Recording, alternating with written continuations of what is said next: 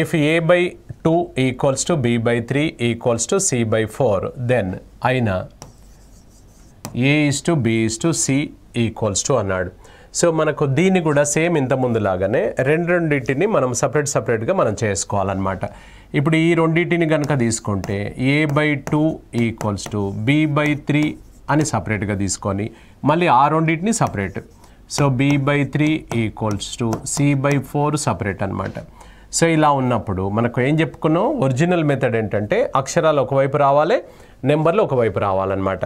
So ఇప్పుడు ఈ అక్షరాలు ఇటువైపు అంటే a by b equals to ఇది అటు పంపించేస్తే 2 by 3 అవుతుంది. అప్పుడు a is to b ఏమవుతుంది సార్, ఇది 2 is to 3 అవుతుంది. a by bని a is to bగా రాసుకోవచ్చు మనం. సేమ్ అలాగే దీన్ని కూడా ఆ c ఇటువైపు తీసుకొచ్చేద్దాం.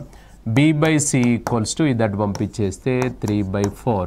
సో ఇప్పుడు b is to c equals to 3 is to 4 అన్నమాట. 3 is to 4 ఇక్కడ వచ్చిన తర్వాత ఇది నార్మల్ ఇంకా. సో మనకి ఇక్కడ వేస్తున్నాను. So 2 is to 3, next 3 is to 4, ఇది ఫస్ట్, ఇది సెకండ్, ఇది థర్డ్. 2 into 3 6, 3 into 3 9, 3 into 4 12. 3 చే కొట్టి వేసుకుంటే 3 2 సార్లు 3 సార్లు 4 సార్లు. So 2 is to 3 is to 4 అనమాట. So 2 is to 3 is to 4 is the answer. అయితే దీనికి డైరెక్ట్గా షార్ట్ కట్ ఏంటంటే ఏవైతే ఇలా ఉన్నాయో దీని కింద ఏవైతే నెంబర్లు ఉన్నాయో అదే డైరెక్ట్ ఆన్సర్ అవుతుంది అనమాట. 2 is to 3 is to 4 వచ్చిందా లేదా.